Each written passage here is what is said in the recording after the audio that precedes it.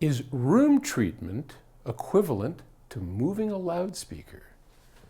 Now that's a really good question, and it comes to us from Jerry in Mountain View, California. And Jerry writes, is adding absorptive panels, Sonex Juniors, behind one's speakers equivalent to moving the speakers further from the wall behind them? Or is this once again a place where diffusers would work better? Well, I think that's an excellent question, and here we are in this room.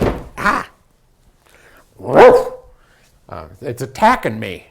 All right, that's a diffuser, right? And we don't use any absorptive material behind here. But to get to the essence of his question, I'll tell you why we went with this in this particular room, and then try to get to his question. But let's start with that first. So the quick answer is yes and no, but more no than yes. It's definitely not the same. And you can affect parts of it, but you can't really get what you're looking for. So what happens when we pull speakers closer to this wall, the wall behind me, the wall that is, we call the front wall? Anyway, well, that's a big debate in itself, what the hell we call the wall. It's the front. But anyway, this wall is very important. Now, a lot of it has to do with the kind of speakers you have, but let me just talk in general. And we're going to ignore our speakers, which are dipoles, and that's a very different can of worms. The average speaker, that's just a box speaker, if you pull it close to the wall, something happens. What's that? You get an increase in what we call a baffle step. So let me explain what that means. When you have a driver that is producing sound, it comes out in kind of a wave form, right? And it's just picture it as a sphere. And as that spherical wave comes out, when it hits a boundary, something that it can reflect off of, depending on its frequency, that boundary will amplify or not affect that frequency of sound. So if the driver, or if the box speaker is fairly close to the rear wall, then at some frequencies, especially low and 200, 300 hertz, 400 hertz area, this bottom part of my voice, is going to be exaggerated if the speaker was designed to be out in the room. Why?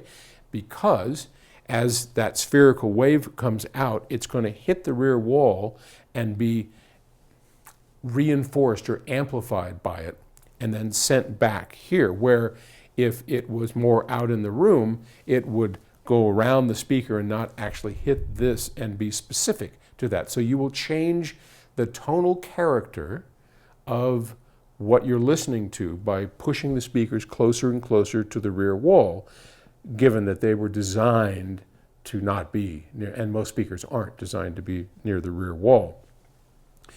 And this isn't such a big deal for tweeters, but woofers and mid-woofers and lower parts of the mid-range, it's kind of a big deal.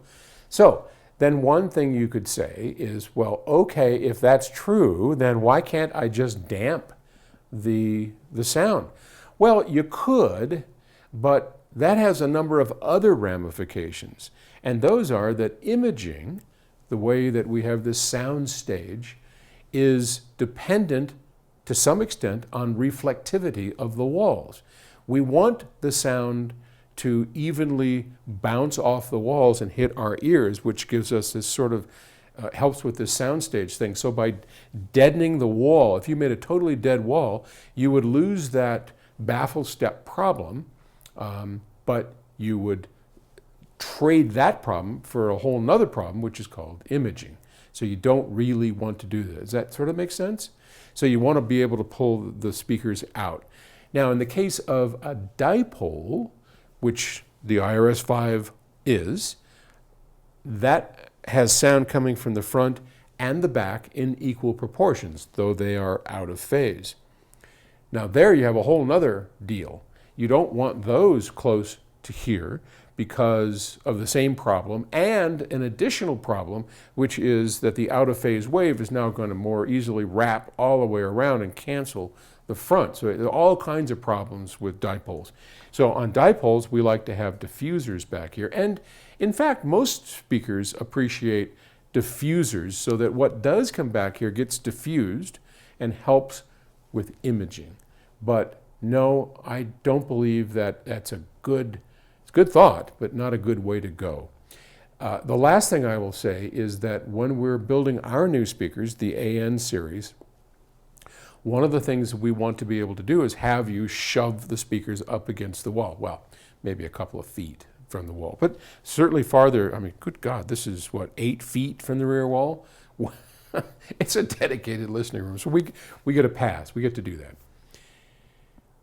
To manage that, we will actually have a switch on the back, or a pot, and you'll adjust how far away you are from the wall. What will that do?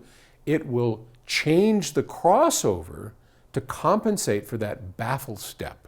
And by the way, it's called a baffle step because the front of the speaker is called a baffle, and you have that same problem where when the waveform comes out of the driver, it hits the baffle and reflects out, and then at other frequencies it doesn't. So you have this sort of step, and then we have to compensate for that in the crossover. So we'll have a variable baffle step that's tuned to the wall so that when you push your speakers, our new PS Audio speakers, up against the wall, you can just dial in how far away they are, and that'll take care of the problem.